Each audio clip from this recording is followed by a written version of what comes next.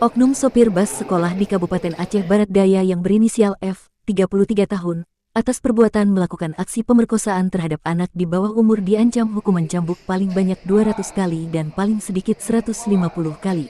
Kapolres Abdia AKBP Dani Catra Nugraha melalui Wakapolres Kompol Asyari Henry dalam keterangan pers di Aula Mapolres setempat, Rabu, tanggal 17 Mei tahun 2023, membenarkan bahwa atas perbuatan pelaku tersebut diancam hukuman cambuk paling banyak 200 kali sesuai dengan pasal 50 Konun Aceh nomor 6 tahun 2014 tentang hukum jinayat. Kompol Asyari didampingi Kasat Reskrim Ibtu Muslim, kepada awak media menjelaskan kalau korban merupakan siswa sekolah yang masih di bawah umur. Kepada penyidik, pelaku mengakui kalau aksi bejatnya itu sudah dilakukan sebanyak 5 kali sejak bulan Maret hingga April tahun 2023.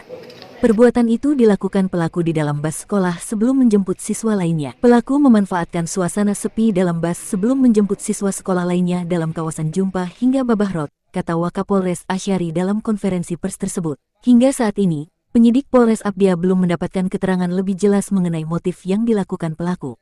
Pasalnya, dalam memberikan keterangan, pelaku masih berbelit-belit.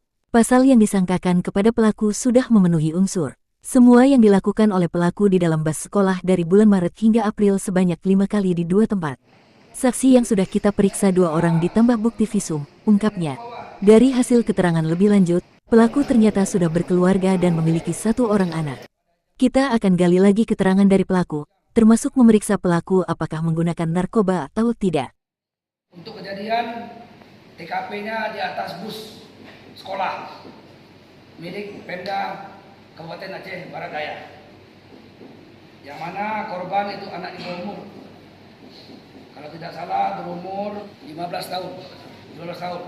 Untuk bus saat ini masih digunakan untuk angkutan sekolah dan belum dilakukan penyitaan.